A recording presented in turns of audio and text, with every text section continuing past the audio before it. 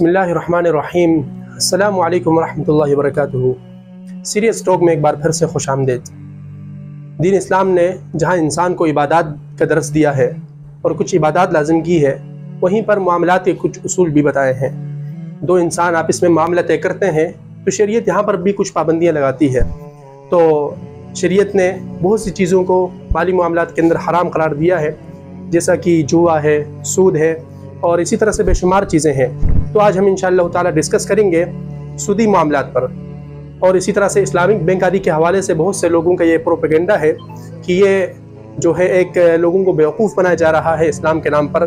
तो आज बहुत से सवालात और इसी तरह से आखिर में एक शख्सियत का जो मशहूर जुमला है जिसकी वजह से उसको तनक़ीद का निशाना बनाया गया, उसको भी डिस्कस करेंगे।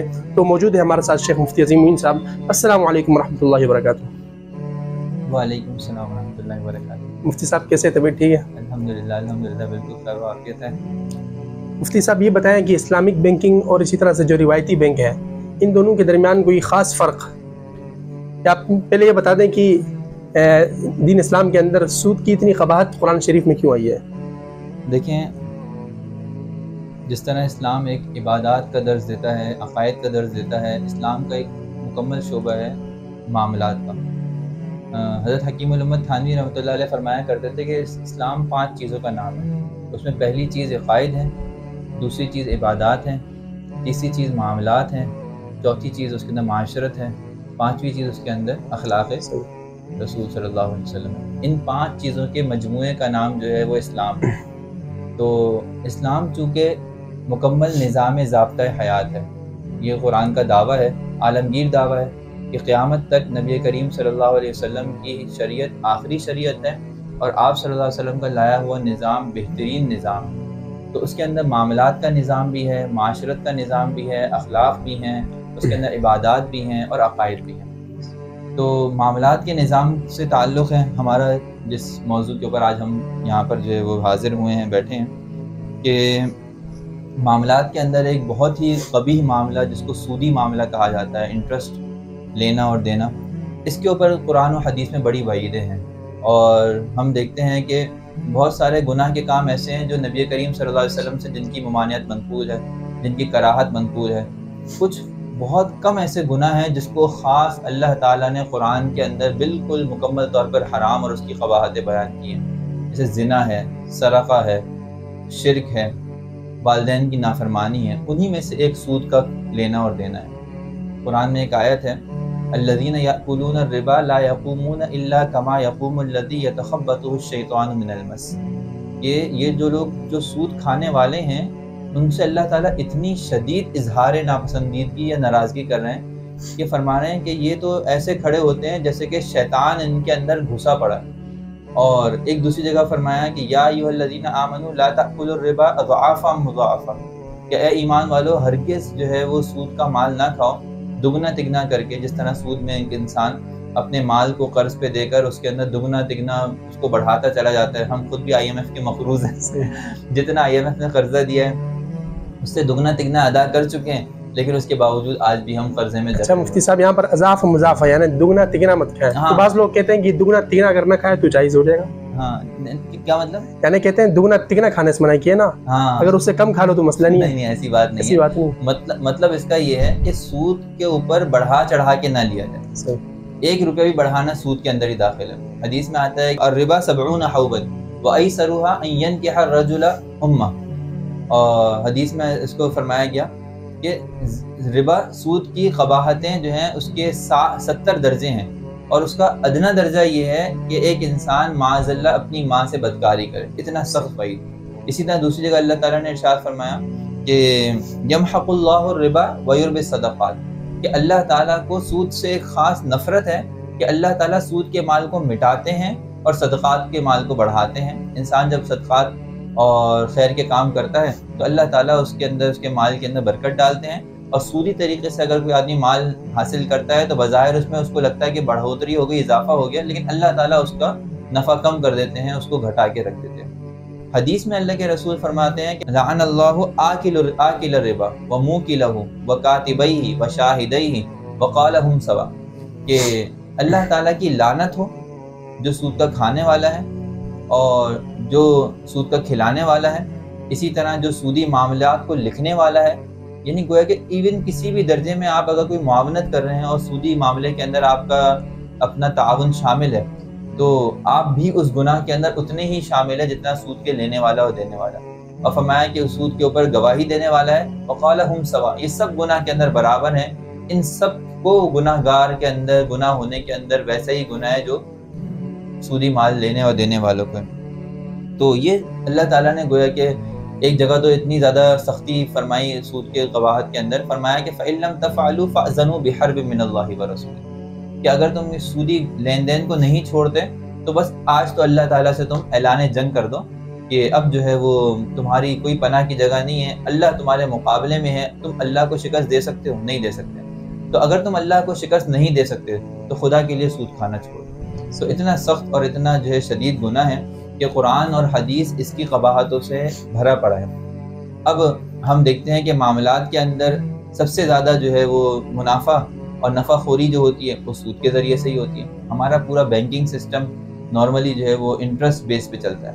یعنی میں کوشش یہ کروں گا کہ بہت ہی انداز عام فہم اور سہل ہو تاکہ ہمارے یہاں طلبہ اور ہمارا جو ہے ماشاءاللہ دینی حلقہ تو سنتا ہی رہتا ہے، ایک عام آدمی کو بھی سمجھ میں آئے کہ یہ سود کیوں حرام ہے، سود کے اندر کیا قباحتیں ہیں، اور بینکنگز جو ہے وہ کس طرح جو ہے وہ پروفٹ کماتی ہیں، اور کس طرح جو ہے وہ اسلامک بینکنگ کے اندر ایک بہت بڑا ڈیفرنس ہے پروفٹ کمانے کے اندر، وہ سود سے کس طرح اپنے آپ کو بچاتی ہیں. وہ ہے کہ ایک طرف سودی بینکاری ہے اور ایک طرف غیر سودی بینکاری ہے، اور ان دونوں کا ڈیفرنس کیا ہے میں انشاءاللہ کوشش کروں گا اس کے اوپر وضاحت سے آپ سے بات کروں. تو مفتی صاحب یہ بتائیں کہ شریعت کی نگاہ میں سود کسے کہتے ہیں، اور اسی طرح سے اس کی کوئی اقسام بھی ہے؟ دیکھیں سود جو ہے کہتے ہیں لغوی طور پہ سود کے معنی ہے بڑھنا اور زیادتی ہونا. یعنی کوئی بھی چیز بڑھا چڑھا کے یا زیادتی کے ساتھ ہو تو اس کو سود سے تعبیر کیا جا سکتا ہے. لیکن شرعی اصطلاح کے اندر سود کے معنی ہیں کہ انسان قرض دے اور قرض کے اوپر عقد کے اندر شرط لگا دے نفع کی یا بڑھوتری کی. مثال کے طور پہ میں آپ کو 1 لاکھ روپے قرضے کے طور پر دوں اور میں آپ کو اس شرط پہ دوں کہ میں واپس 1 لاکھ روپے نہیں لوں گا، بلکہ میں 1 لاکھ کے اوپر 1000 زیادہ لوں گا، یا 1 لاکھ پہ 10,000 روپے زیادہ لوں گا. یعنی آپ مجھ سے قرض لیں گے 1 لاکھ روپے لیکن ادا کریں گے 1,10,000. یہ شرط لگائے دینے والا، یہ ہاں دینے والا اس شرط کے اوپر آپ کو دے پیسہ. جیسے کہ بینکس کہ اگر آپ لون لیتے ہیں کنونشنل بینک سے، جب آپ لون لیتے ہیں تو لون آپ لیتے ہیں مثال کے طور پہ 10 لاکھ روپے، لیکن جب آپ پے کرتے ہیں واپس اس کو تو آپ 13 لاکھ روپے کبھی 15 لاکھ روپے پے کرتے ہیں. اور اس کے اندر بھی یہ ہوتا ہے کہ اگر آپ ٹائم ٹو ٹائم پے نہیں کرتے تو آپ کے اوپر پینلٹیز لگتی ہیں کہ بھائی کیونکہ آپ نے اس مہینے کے آخر تک اپنی انسٹالمنٹ پے کرنی تھی، آپ نے نہیں پے کری تو اب آپ کو 10 لاکھ روپے نہیں، اب آپ کو 10,50,000 روپے بھرنے پڑیں گے. تو یہ سود کی پہلی تعریف ہے کہ آپ کسی کو قرض دیں اور قرض کے اوپر نفع کی شرط لگا دیں. حدیث میں آتا ہے کل قرض جر نفعا فہو ربا، کہ ہر وہ قرض جو نفع کو کھینچتا ہو، یعنی جس کے اندر آپ قرضہ دیں اور قرضے کے بدلے میں کوئی نفع اس سے حاصل کرنے کی کوشش کریں تو وہ نفع جو ہے وہ صرف مالی نفع یا کسی بھی قسم کا نفع، حتیٰ کہ اس کے اندر مالی نفع ہونا بھی ضروری نہیں ہے. اگر آپ کسی کو قرض دے کر اس سے کوئی اور نفع اٹھانے کی کوشش کر رہے ہیں، جسمانی نفع اٹھانے کی کوشش کر رہے ہیں، اس سے سروسز لینے کی کوشش کر رہے ہیں، اخلاقی نفع اٹھانے کی کوشش کر رہے ہیں، حتیٰ کہ یہ بھی سود کی تعریف میں داخل ہے. بہت قوی بات ہے یہ کہ مثال کے طور پہ آپ چاہتے ہیں کہ میں اس کو قرضہ دوں گا لیکن اس کے بدلے فلاں فلاں چیزوں میں مجھے فائدہ ہونا چاہیے، یا فلاں فلاں ایگریمنٹ یہ مجھ سے کرے، یا فلاں فلاں رشتہ میں چاہتا ہوں کہ وہ کرے لیکن یہ کر نہیں رہا، تو چلو اس کو سودی قرضہ دے دیتا ہوں، قرض دیتا ہوں، اور اب یہ جو ہے وہ جب ان سے قرض لے گا تو میرا تابع دار ہو جائے گا، میرا ماتحت ہو جائے گا، پھر میں اسے کہوں گا فلاں مجھے رشتہ چاہیے اور تم اس کا انکار نہیں کر سکو گے قرض کی وجہ سے. تو یہ بھی نفع میں داخل ہے. تو قرض سے حاصل ہونے والا کسی بھی قسم کا نفع ہو وہ سود کے اندر داخل ہے، حدیث میں اس سے منع کیا گیا. اسی طرح دوسری سود کی صورت یہ ہے کہ جس کو امام ابو حنیفہ رحمۃ اللہ علیہ نے قدر مع الجنس سے تعبیر کیا ہے کہ جہاں بھی بیع و شراء اس طور پر ہو کہ دونوں طرف جنس ایک ہی ہو، جیسے گندم کو گندم کے بدلے میں، جو کو جو کے بدلے میں، یا کوئی بھی ایسی جنس مثال کے طور پہ چاول کو چاول کے بدلے میں، چینی کو چینی کے بدلے میں بیچا جائے لیکن کمی زیادتی کے ساتھ. سمجھ آئی؟ دونوں طرف ایک ہی جنس ہو اور دونوں طرف وہ چیزیں وزنی ہوں یا کیلی ہوں، یعنی جن کو وزن کے آج کل کے دور میں کلو کے حساب سے تول کر بیچا جاتا ہو، تو وہ چیز وزنی اور کیلی ہوں اور وہ جنس بھی ایک ہو. تو اب اگر دونوں شرط پائی جا رہی ہیں تو اس کے اندر کمی زیادتی بھی حرام ہے اور اس کے اندر جو ہے وہ ادھار بھی حرام ہے، دونوں چیزیں حرام ہیں. یہ سود کی دو قسمیں ہو گئی. ایک اگر کمی زیادتی کے ساتھ آپ بیچیں گے اس کو, مثال کے طور پہ میں نے آپ سے 10 کلو گندم خریدی اور میں اس کے بدلے میں آپ کو 20 کلو گندم دیتا ہوں, تو یہ کمی زیادتی کے ساتھ سودی معاملہ ہوا, اور اس معاملے کو ربا الفضل کہا جاتا ہے, یعنی کمی زیادتی کے ساتھ بیچنا اور سود حاصل کرنا. دوسری صورت اس کی کیا ہوتی ہے کہ میں آپ کو گندم کے بدلے گندم بیچ رہا ہوں اور دونوں طرف جو ہے وہ کیا کہتے ہیں جنس ایک ہی ہے, لیکن میں ادھار بیچ رہا ہوں, یعنی آپ کو گندم آپ کی نقد لے رہا ہوں اور اپنی گندم آپ کو ادھار دے رہا ہوں. تو یہ چیز ہوتی ہے ربا النسیہ, یعنی میں آپ کو جو ادھار دے رہا ہوں اور ادھار کے اندر یعنی جہاں جنس اور قدر دونوں شرطیں موجود ہیں, دونوں طرف وزنی چیزیں ہیں, دونوں طرف جنس ہیں, تو اس کے اندر کمی زیادتی بھی حرام ہوتی ہے, اس میں ادھار بھی حرام ہوتا ہے. یہ یدن بھی یدن ہی صحیح ہے. تو یہ دونوں صورتیں سود کہلاتی ہیں, یعنی ربا الفضل بھی سود ہے, یعنی آپ کمی زیادتی کے ساتھ جب دونوں طرف ایک ہی جنس کی چیزیں ہوں تو نہیں بیچ سکتے. اسی طرح آپ پیسوں کے بدلے پیسہ اگر بھیج رہے ہیں, میں آپ کو پی کے آر لے رہا ہوں آپ سے مثال کے طور پہ 10,000 روپے, تو میں آپ کو بدلے میں پی کے آر اگر دے رہا ہوں تو پاکستانی کرنسی دے رہا ہوں تو 10,000 ہی دوں گا, اور یہ ہاتھ در ہاتھ ہونا چاہیے, ادھار بھی نہیں ہونا چاہیے. تو اگر میں معاملہ کر رہا ہوں, ڈیل کر رہا ہوں آپ سے, اور اس کے اندر جو ہے وہ کمی زیادتی کرتا ہوں, تو میں ربا الفضل کا شکار ہو جاتا ہوں, میں سود کھاتا ہوں وہ کمی زیادتی کے ساتھ.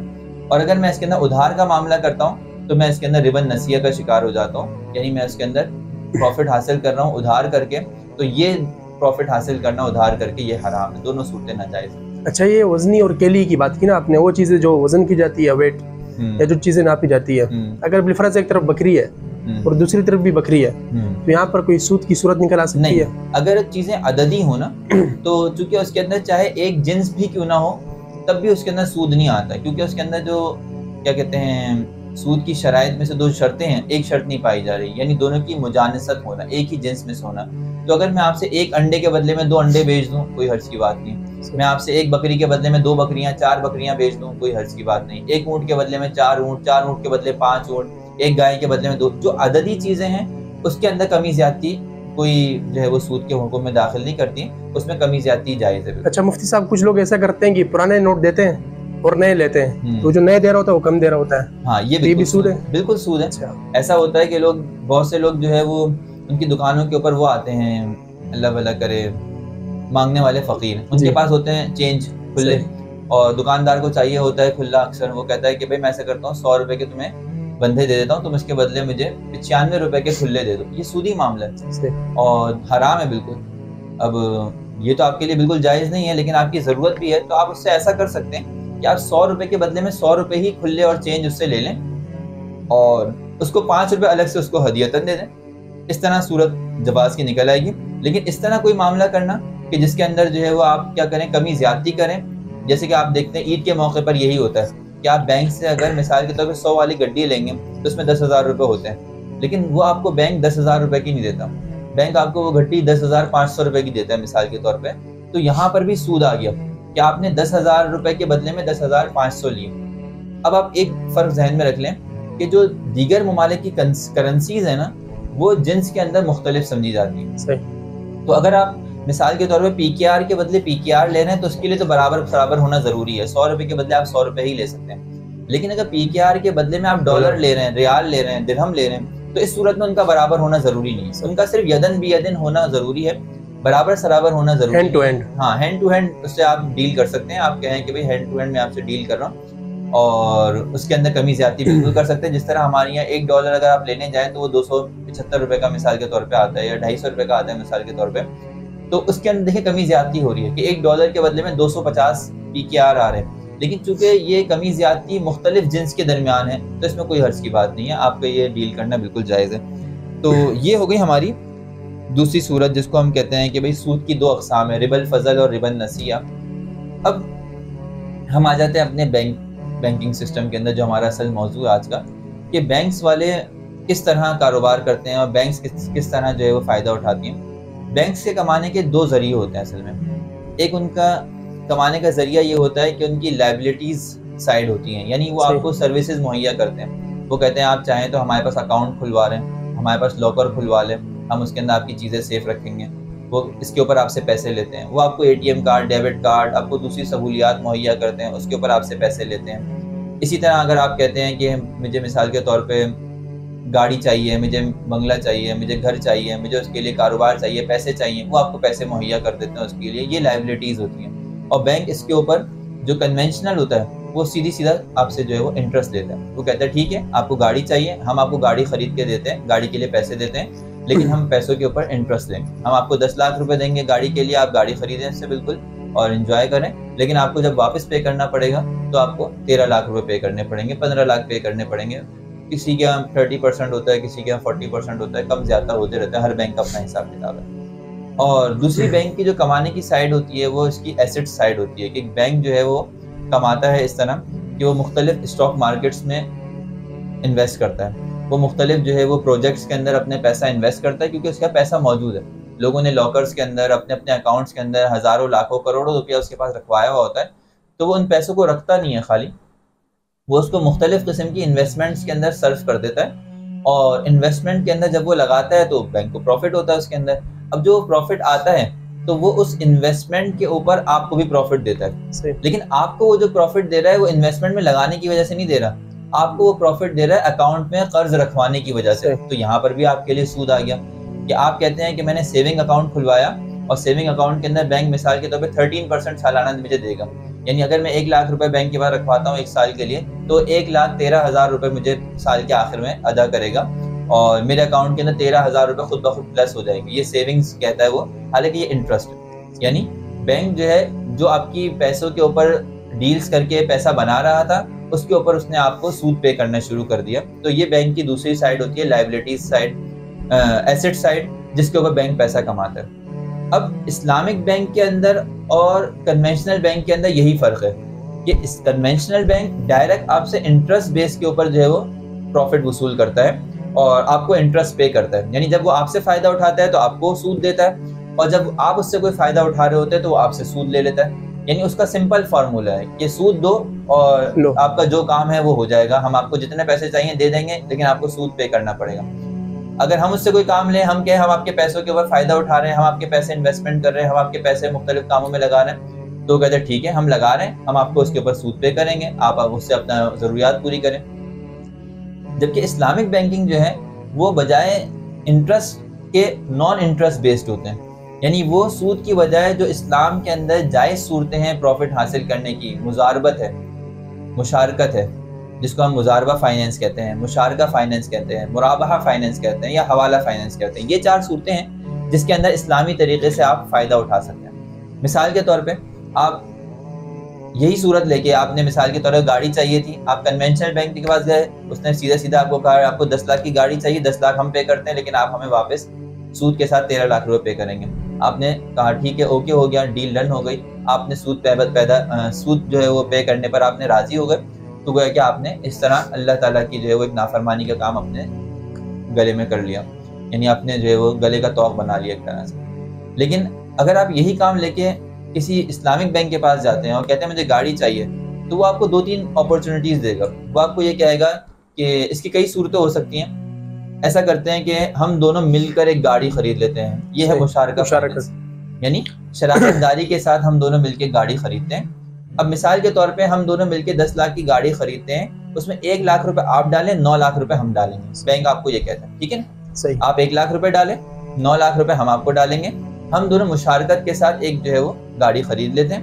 اس کے بعد جو 9 لاکھ روپے میں نے پے کیے ہیں گاڑی کے اندر، گویا کہ 10% شیئر آپ کے ہیں اور 90% شیئر بینک کے ہیں.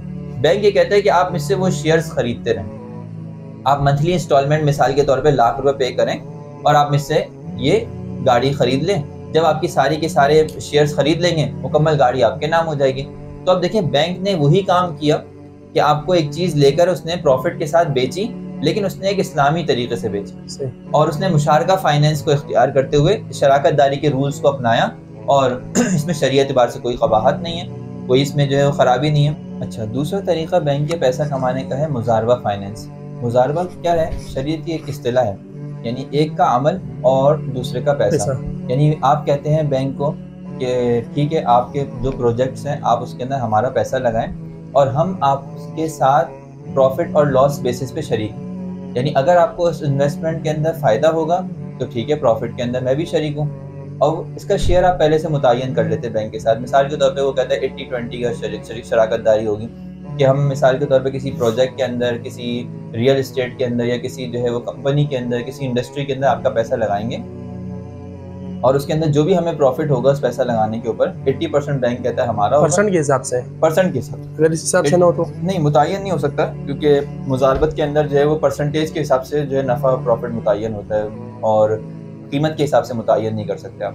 تو پرسنٹیج ہوتی ہے کہ جو بھی پروفٹ ہوگا اس کے اندر 80% بینک کا پروفٹ ہوگا اور 20% جو ہمارا انویسٹر ہے اس کا پروفٹ ہوگا. تو اب بینک آپ کو پے کرتا ہے, لیکن اس کے اندر وہ یہ نہیں کہتا کہ ہم آپ کو فکس پروفٹ دیں گے. وہ یہ کہتے ہیں جو بھی ہمیں نفع ہوا اس کے اندر پرسنٹیج کے حساب سے آپ شریک ہوں گے, اور بالفرض اگر نفع نہیں ہوتا, لاس ہو جاتا ہے, تو لاس میں بھی آپ شریک ہوں گے. شریعت اس کو بالکل جائز کہتی ہے. اب یہ سارے ضابطے اور قاعدے وہ ہیں. اسی طرح اگر آپ مرابحہ فائنینس دیکھیں گے تو مرابحہ کے اندر بھی اسی طرح ہوتا ہے. تو یہ شرعی جو ہیں اصطلاحات ہیں اور یہ بالکل جائز ہیں. اس طرح پروفٹ کمانے کے اندر وہ خرابیاں نہیں ہیں جو انٹرسٹ میں خرابیاں ہیں. انٹرسٹ میں خرابیاں کیا ہے؟ انٹرسٹ کے اندر خرابی یہ ہے کہ چند ہاتھوں کے اندر سارا کا سارا پیسہ آ جاتا ہے. یعنی جو امیر ہے وہ امیر سے امیر تر ہوتا چلا جاتا ہے, کیونکہ اس کے پاس تو پیسہ ہی, ان کے اوپر پیسہ آتا جاتا ہے, وہ قرض کے اوپر قرضہ چڑھاتا جاتا ہے, اور اگلا بندہ جو قرض کے اندر دبتا چلا جاتا ہے وہ غریب سے غریب تر ہو جاتا ہے. تو ایک خرابی اس کے اندر یہ ہوتی ہے کہ چند ہاتھوں کے اندر جو ہے وہ پیسہ آ جاتا ہے. بہت سے لوگ یہ بھی کہتے ہیں کہ یار ظاہری طور پہ چلو ایک بندے کی مجبوری تو پوری کر رہے ہیں. ہاں, لیکن مسئلہ یہ ہے کہ اس کے اندر اس کی مجبوری پوری کر رہے ہیں, لیکن اس کے مجبوری کا ناجائز فائدہ اٹھانے کی شریعت اجازت نہیں دیتی. تو چند ہاتھوں میں پیسہ جمع ہو جائے, شریعت اس کو پسند نہیں کرتی کہ جو امیر ہے وہ امیر سے امیر تر ہوتا چلا جائے, جو غریب ہے وہ غریب سے غریب تر ہو جائے. شریعت یہ چاہتی ہے کہ قوم کے اندر ایک بیلنس بنا رہے, اور یہی وجہ ہے کہ آپ نے جو فقہاء اسلامی جو سلطنتوں کے جو حکمران ہوتے تھے ان کو جب اللہ کے رسول نے خطوط لکھے اپنے گورنرز کو کہ اپنے قوم سے صدقات وصول کرے تو ان کا کیا کریں, آپ نے فرمایا خذھا من اغنیائہم وردھا الی فقرائہم, کہ انہی کے مالداروں سے لو اور ان کے فقیروں کے اوپر خرچ کرو, تاکہ قوم کے اندر جو مالدار طبقہ ہے وہ تھوڑا سا نیچے آ جائے, بیلنس ہو جائے اس کا, اور جو غریب طبقہ ہے وہ تھوڑا اوپر بڑھ جائے, ان کا لائف سٹائل تھوڑا بہتر ہو جائے. تو جب ایک بیلنس رہے گا, فضا رہے گی, تو انشاءاللہ جو ہے معاملات جو ہے وہ بالکل صحیح رہیں گے, اور ظلم اور جبر اور اسی طرح جو ہے وہ اپنی قوت کا ناجائز استعمال, یہ سارے عناصر ختم ہو جائیں گے. اب میرے ایک کزن ہیں, انہوں نے ایک موقع پہ مجھے اشکال کیا, کہنے لگے کہ اللہ تعالیٰ نے جو ہے وہ سب کو برابر ہی کیوں نہیں دے دیا, یعنی اللہ تعالیٰ انصاف کرتا اور سب کو برابر پیسہ دے دیتا تو یہ جھگڑے اور یہ جو خرابیاں ہوتی ہی نہیں, اور ہر آدمی کے پاس جو ہے وہ مساویانہ مالداری ہوتی تو بہت سارے مالیاتی مسئلے اور بہت سارے جو ہمارے اخلاقی جرائم ہیں ہو سکتا ہے وہ ختم ہو جاتے ہیں. تو میں نے اس سے جواب میں یہی عرض کیا کہ بھائی دیکھو, اگر ہر آدمی کے پاس ہی مثال کے طور پہ لینڈ کروزر ہوتی تو ہمارے جوتے کون سیتا, ہمارے روڈ کون بناتا, ہمارے جو ہے وہ مثال کے طور پہ کپڑے کون سیتا, فیکٹریوں میں کام کون کرتا. ہر بندہ یہ کہتا ہے میرے پاس تو اپنا مال موجود ہے, مجھے کوئی ضرورت ہی نہیں ہے کام کرنے کی, محنت کرنے کی. تو یہ تو ناممکن تھا کہ ہر آدمی کو لیول کے تو حساب سے, مالیاتی حساب سے برابر پیدا کر دیا جاتا ہے یا برابر مال دے دیا جاتا ہے. دنیا کا نظام زندگی چل نہیں سکتا تھا. نظام زندگی چلانے کے لیے ایک دوسرے سے حوائج اور ضروریات کا کنیکٹڈ ہونا ضروری ہے. مثال کے طور پہ ہمارے حضرت احمد اللہ علیہ فرمایا کرتے تھے کہ دیکھو ہم لوگ جو ہے وہ کتنی ساری ہمارے پاس چیزیں ہوتی ہیں اور وہ ہم جگہ جگہ سے لے کر آتے ہیں. مثال کے طور پہ تم اگر کوئی دکان کھول رہے ہو اور وہ کپڑے کی دکان ہے, تو یہ نیت نہ کرو کہ میں پیسہ کمانا چاہتا ہوں, یہ نیت کرو کہ میں لوگوں کی کپڑے کی ضرورت پوری کرنا چاہتا ہوں. صحیح. اب لازمی سی بات ہے ہر بندہ بیٹھ کے کپڑے نہیں بیچ سکتا, نہ بنا سکتا ہے, لیکن چاہیے ہر بندے کو کپڑے. تو اگر تم یہ نیت کرو گے تو ایک کار خیر ہوگا کہ تم ہر بندے کے کپڑے کی ضرورت پوری کرو, لیکن تم ہر ایک کے کپڑے کی ضرورت پوری کرو, تمہارے جوتے کی ضرورت اگلا پوری کرے گا, تمہارے چشمے کی ضرورت وہ تیسرا پوری کرے گا. تو ہر ایک کی ضروریات لوگوں کے اندر تقسیم ہے, اور جو آدمی مارکیٹ کے اندر جو بھی مینوفیکچر لے کے بیٹھا ہوا ہے, جو بھی پروڈکٹ لے کے بیٹھا ہوا ہے, وہ ہے کہ ایک ضرورت کا ایک ہب لے کر بیٹھا ہوا ہے. کہ مثال کے طور پہ کسی کو موبائل کی ضرورت ہوگی نا, تو ہر ایک کو ضرورت ہے, لیکن وہ سارے کے سارے میرے پاس آئیں گے.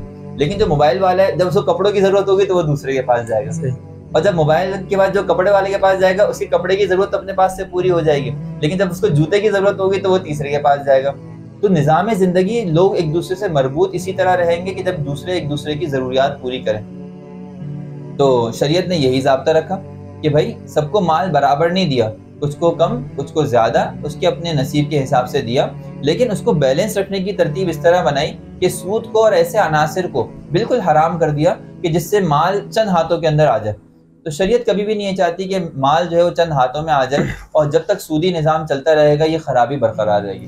اس وقت دنیا دیکھیں IMF کی، ورلڈ بینک کی محتاج کیوں ہو گئی؟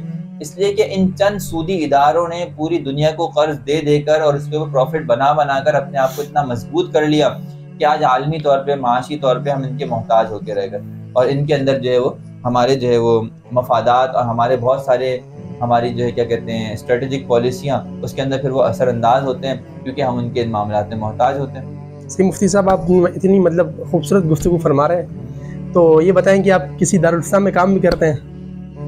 الحمدللہ تقریباً عرصہ 15 سال ہو گئے۔ حضرت مفتی شاہد امین صاحب دامت برکاتہ، حضرت شیخ الحدیث مولانا زکریا نور اللہ مرقدہ، آپ جانتے ہیں فضائل اعمال کے مصنف اور بہت بڑے اپنے وقت کے شیخ الحدیث، قطب الاقطاب، اور بڑے اللہ نے ان سے دین کے کام لیے، تبلیغ کے کام لیے۔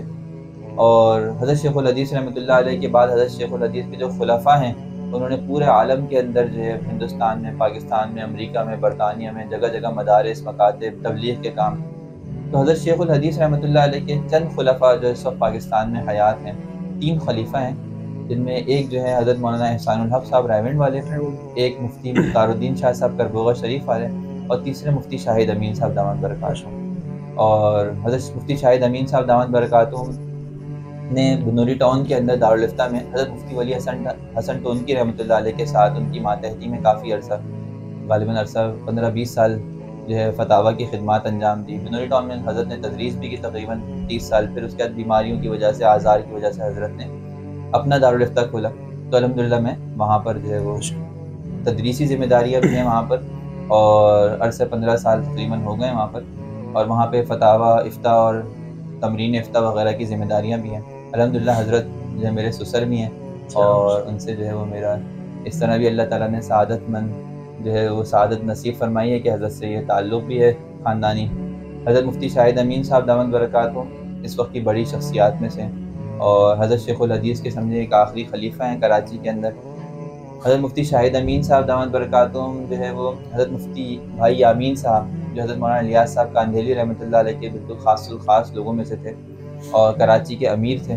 تبلیغی حضرات اچھی طرح جانتے ہیں ان کو، یہ ان کے صاحبزادے بھی ہیں۔ تو حضرت کی ہی ماتحتی میں اور حضرت کے ہی زیر انتظام دارالافتاء کے اندر جو ہے وہ خدمات انجام دے رہا ہوں۔ اور وہاں پر جو ہے حضرت مفتی صاحب نے، حضرت شیخ الاسلام مفتی تقی عثمانی صاحب دعوت برکاتہ نے جب کتاب لکھی تھی فقہ البیوع، غالباً 2018 یا 2019 کے اندر یہ کتاب طبع ہو کے آئی تھی، تو میں نے حضرت سے عرض کیا تھا کہ حضرت یہ جدید فقہی مباحث سے بہت ہی پر کتاب ہے، اور اس میں جو ہے کیا کہتے ہیں کریڈٹ کارڈ، ڈیبٹ کارڈ اور اسلامک بینکنگ، اور اس حوالے سے شیئرز، اسٹاک ایکسچینج، بہت سارے مسائل اس کے اندر حضرت نے بڑی بہترین انداز میں، اور جدید معیشت کے جو مساویانہ انداز ہے اس کے اندر حضرت نے جو ہے وہ کتاب لکھی تھی۔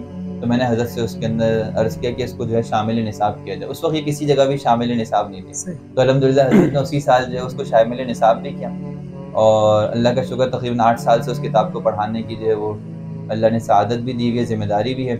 تو اس کو پڑھانے سے اندازہ ہوا کہ اسلامی معیشت کے اندر ان تمام مسائل کی کتنی ضرورت ہے، کتنی اہمیت ہے، اور حضرت جو ہے وہ اس معاملے کے اندر بڑی ہی ماشاءاللہ نزاکت اور بڑی ہی عمدہ جو ہے وہ طبیعت رکھتے ہیں، اور بہت اہم امور کے اوپر حضرت کی جب رائے سامنے آتی ہے تو حیران رہ جاتی ہے کہ اللہ تعالیٰ نے کیسا زبردست حضرت کو جو ہے وہ دماغ سے نوازا ہے۔ تو حضرت آپ جانتے ہیں اس وقت حضرت مفتقی عثمانی صاحب جو ہے اسلامک بینکنگ کے ایک بڑے نام ہیں، اور اللہ پاک نے ان سے پوری دنیا کے اندر، پورے عالم کے اندر اسلامک بینکنگ کے حوالے سے جو کام لیا ہوا ہے کہ جس طرح تیزی سے حضرت نے جو ہے وہ کنونشنل بینک کے اندر جا کر محنت کر کے ان کو سمجھا کر، ان کو اسلامی تعلیمات سے آراستہ کر کے ان کو سود کی قباحت سے نکالنے کی کوشش کو رکھا ہوا ہے، اور بڑی اس کی زندہ مثال میزان بینک کی صورت میں ہے کہ کیا وہ دور تھا کہ جس زمانے کے اندر اسلامک بینکاری کو کوئی جو ہے وہ حیثیت نہیں دیتا تھا، کوئی کچھ سمجھتا نہیں تھا۔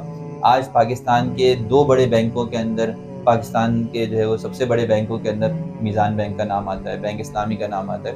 تو یہ بھی حضرت کی کوششیں ہیں، کاوشیں ہیں، اور اللہ تعالیٰ حضرت کی ان کاوشوں کو مزید کامیاب فرمائے اور ہمارے ملک سے جو ہے وہ سودی نظام کو اور کنونشنل بینک کو بالکل جو ہے ختم فرمائے۔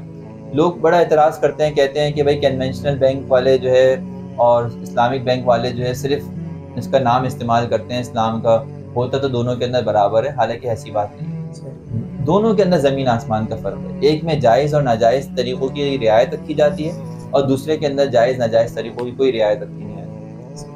میں آپ کو ایک چھوٹی سی مثال دوں کہ ایک ذبیحہ ہے، یعنی ایک قربانی ہے جس کو انسان جو ہے بسم اللہ اللہ اکبر پڑھ کے ذبح کرتا ہے، اور ایک ہے جس کو بغیر بسم اللہ کیے ذبح کر دیا جائے۔ تو جو ذبیحہ ہے وہ زکیہ کہلاتا ہے، پاکیزہ جانور ہے، اس کو کھانا حلال ہے، اور جس کو بسم اللہ چھوڑ دیا جائے، بغیر بسم اللہ کے اس کو جو ہے ذبح کر دیا جائے اور بسم اللہ نہ پڑھی جائے، وہ مردار کہلاتا ہے، اس کو کھانا حرام ہو جاتا ہے۔ دیکھنے میں بظاہر کوئی فرق نہیں لگتا، دونوں جانور ایک جیسے ہی پڑے ہوئے ہوتے ہیں سامنے، لیکن ایک کو کھانا جائز ہے، دوسرے کو کھانا ناجائز ہے۔ یہ شریعت کے ماننے والے کے لیے اہمیت رکھتی ہے یہ بات کہ ایک کو اللہ تعالیٰ حلال فرماتے ہیں، دوسرے کو فرماتے ہیں وَلَا تَأْكُلُوا مِمَّا لَمْ يُذْكَرِ اسْمُ اللَّهِ عَلَيْهِ، کہ جس پر اللہ کا نام پڑھا نہ جائے وہ تمہارے لیے کھانا حرام ہے، جائز نہیں ہے۔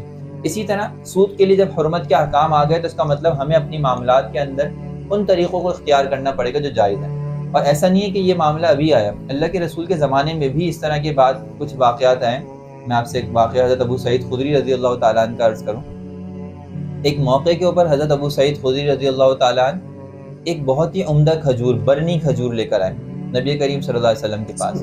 آپ صلی اللہ علیہ وسلم نے عرض کیا کہ یہ کھجوریں کہاں سے آئیں، کیونکہ وہ تھے غریب اور ان کے پاس اتنی عمدہ کھجوریں ہو نہیں سکتی تھیں۔ تو آپ صلی اللہ علیہ وسلم حیران تھے کہ ان کے پاس اتنی عمدہ کھجوریں کیسے آئیں۔ تو انہوں نے کہا میرے پاس ردی کھجوریں بہت زیادہ تھیں، 3-4 سا ان کے پاس ردی کھجوریں تھیں، میں نے وہ بیچی اور اس کے بدلے میں یہ برنی کھجور میں نے خرید لی۔ آپ صلی اللہ علیہ وسلم فرمایا ذاک صریح الربا، کہ یہ تو خالص سود ہے۔ کیوں؟ وہی والی بات کہ دونوں طرف کھجور کی بے کھجور کے بدلے تھی، لیکن کمی زیادتی کے ساتھ، کہ ایک طرف 3 کلو ہے اور ایک طرف مثال کے طور پہ 1 کلو ہے، تو یہ ربا الفضل تھا، کمی زیادتی کے ساتھ سود کے اندر داخل ہو گئے۔ تو حضرت ابو سعید خدری فرمانے لگے میں پریشان ہو گیا کہ اللہ کے رسول میں نے تو اس طرح بے کر لی، اگر اس کے بے کا کوئی صحیح طریقہ تھا تو وہ کیا تھا، جائز طریقہ کیا تھا؟ آپ نے فرمایا کہ تم پہلے ان ردی کھجوروں کو بیچ دیتے اور پھر اس رقم سے جا کے یہ برنی کھجور خرید لیتے تو تمہارے لیے جائز ہو جاتی۔ اب دیکھیں بظاہر ان نتیجے کے اعتبار سے یا انجام کار کے اعتبار سے دونوں صورتیں ایک جیسی لگ رہی ہیں، جس کو آپ کہہ رہے ہیں کان یہاں سے پکڑو یا گھما کے یہاں سے پکڑو، ان دی اینڈ ہوا یہی کہ ان کے پاس برنی کھجوریں آئیں اور ردی کھجوریں چلی گئیں، لیکن پہلا طریقہ بالکل ناجائز تھا کیونکہ اس کے اندر صراحتاً سودی معاملہ تھا، اور دوسرا طریقہ اللہ کے رسول صلی اللہ علیہ وسلم کی جو ہے اس ہدایت کے مطابق بالکل جائز ہے، کیونکہ اس کے اندر 2 الگ الگ عقد کے اندر وہ چیز خریدی گئی ہے۔ اچھا مفتی صاحب، ایک واقعہ سامنے آتا ہے کہ بہت بڑی شخصیت ہے، سروق و تاج ہماری، بہت بڑے مبلغ بھی ہیں، مولانا طارق جمیل صاحب، انہوں نے ایک بات فرمائی تھی کہ سود دینا تو جائز ہے لیکن لینا جائز نہیں ہے، تو لوگوں نے تنقید کا نشانہ بنایا، تو اس حوالے سے جو ہے نا آپ کی کیا رائے ہے؟ اصل میں وہ جو حضرت کی ویڈیو ہے نا وہ غلط عنوان سے اور کچھ کاٹ کر جو ہے وہ پیش کی گئی ہے۔ حضرت نے جو بات کی ہے نا وہ فتح الملہم کے اندر حضرت شیخ الاسلام صاحب نے بھی وہی بات لکھی ہے، اور وہ کس عنوان اور کس پیرائے میں ہے وہ میں آپ سے عرض کروں کہ حضرت اس وقت بیٹھے ہوئے تھے غالباً انگلینڈ کے اندر، اور ان کے سامنے وہاں پر جو ہے کاروباری طبقہ بیٹھا ہوا تھا۔ انہوں نے حضرت سے یہ سوال کیا کہ حضرت ہمارے یہاں اگر آپ کو کاروبار چلانا ہے تو بینک سے لون لینا ضروری ہے، اور اس کے بغیر آپ کاروبار کی سٹارٹ یا بزنس اپنا سٹارٹ نہیں کر سکتے، یہ آپ کے لیے کمپلسری ہے کہ آپ بینک لون کو اس میں شامل کریں۔ تو اب جب ہم لون لیتے ہیں تو اس کے اندر ہمیں اس کو سود دینا پڑتا ہے، یعنی جب ہم ان سے لون لے کر بینک سے جو ہے وہ اپنا کاروبار سٹارٹ کریں گے تو اس لون کے اوپر ہمیں خود کچھ نہ کچھ سود پے کرنا پڑے گا، سود دینا پڑے گا۔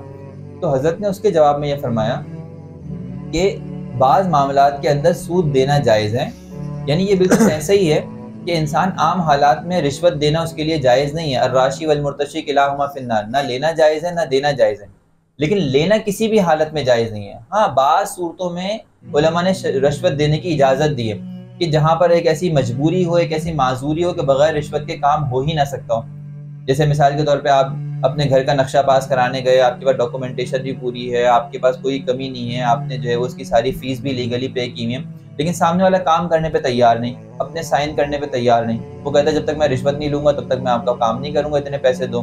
تو اب ایسے معاملات کے اندر علماء نے اس بات کی گنجائش دی ہے کہ رشوت دے دی جائے۔ تو وہاں پر بھی یہی صورت ہے کہ وہ یہ کہتے ہیں کہ اس کے بغیر آپ کاروبار شروع نہیں کر سکتے، اور اگر آپ کاروبار شروع کرنا ہے تو آپ کو سود دینا پڑے گا۔ تو یہاں بدرجہ مجبوری کہ آپ جو ہے ان کو سود پے کر رہے ہیں، تو یہ سود پے کرنا جائز ہے، اور آپ کا کاروبار کیونکہ آپ کی اپنی آمدنی اور اپنی پروڈکٹ کے اوپر منافع کے اوپر منحصر ہے، وہ پروڈکٹ بھی حلال ہوگی اور اس سے حاصل ہونے والا منافع بھی حلال ہوگا۔ مفتی صاحب کاروبار سود لینا کسی بھی صورت میں جائز نہیں، یعنی آپ اگر جی کسی سے سود لیں گے تو وہ ہر حالت میں حرام ہے۔ سود دینا بدرجہ مجبوری کے، یہ بالکل آپ جو ہے وہ فقہاء نے اس کی اجازت دی۔ اگر اس طرح کی مجبوریاں پیدا کی جاتی ہیں تو اس طرح تو ہر چیز بندہ کر لے، کیا نہیں، ایسا مجبوری ہے مجبوریاں پیدا کرنا ناجائز ہے نا۔ جی جو آدمی اس طرح کی مجبوریاں پیدا کر رہا ہے وہ تو حرام ہے۔ لیکن میں نے آپ سے عرض کیا کہ حضرت جو مولانا طاہر جمیل صاحب انگلینڈ میں ہیں، اب انگلینڈ والے تو شریعت اور اسلامی ضابطوں کے پابند نہیں ہیں، وہ تو اس کو ضروری نہیں سمجھتے کہ سود حرام ہے یا حلال۔ ان کے لیے تو انہوں نے جو ضابطہ، جو لا، جو قانون بنایا ہے وہ زیادہ امپورٹنٹ ہے، تو وہ اپنے قانون کے حساب سے چلتے ہیں۔ مسلمانوں کو وہاں جا کے ایڈجسٹ کرنا پڑتا ہے کہ اگر انہیں اپنا کاروبار کرنا ہے تو اس پہ سود پے کرنا پڑے گا۔ تو یہ حضرت نے فرمایا کہ سود دینا جائز ہے۔ یہ حضرت کا ہرگز بھی مطلب نہیں تھا معاذ اللہ کہ کوئی اسی اسلامی ملک کے اندر وہ سود دینے کو، جیسے کہ لوگوں نے ان کے اوپر نسبت کر کے عرض کیا، اور لوگوں نے معاذ اللہ اتنی بڑی شخصیت کے اوپر لعن طعن کرنا شروع کی، معاذ اللہ انہیں قیامت کی ایک بڑی نشانی قرار دے دیا کہ دیکھو تمہارے جو ہے علماء جو ہے وہ سود دینے اور لینے کو جائز قرار دے رہے ہیں۔ ایسی بات ہرگز بھی نہیں ہے۔ وہ سود نہ لینے کو جائز سمجھتے ہیں نہ دینے کو جائز سمجھتے ہیں، البتہ مجبوری کی حالت میں سود پے کرنے سے اس کا جو اپنا کاروبار ہے وہ حرام نہیں ہوگا۔ اتنی سی بات حضرت نے عرض کی۔ صحیح، تو مفتی صاحب بہت سی باتیں ڈسکس کر لی۔ تو محترم ناظرین، ہم سودی معاملات کے اندر اس طرح سے گرفتار ہو چکے ہیں کہ ہمیں بظاہر ایسا لگتا ہے کہ چھٹکارا پانا ناممکن ہے، لیکن الحمدللہ ہمارے فقہاء کی ایک بہت بڑی جماعت ہے جو اس پرفتن دور کے اندر اسلامی بینک کا تعارف کراتی ہے، اور اسی طرح سے پھر اس پر باقاعدہ انہوں نے اسلامی اصولوں کے مطابق اس کو لے چلنے کی کوشش کی ہے، اور انشاءاللہ تعالی مکمل اسلامی اصولوں پر بینکاری ہوگی، اور اللہ تعالیٰ سے امید ہے کہ اللہ تعالیٰ ہمیں تمام سودی معاملات سے بچنے کی توفیق عطا فرمائے۔ والسلام۔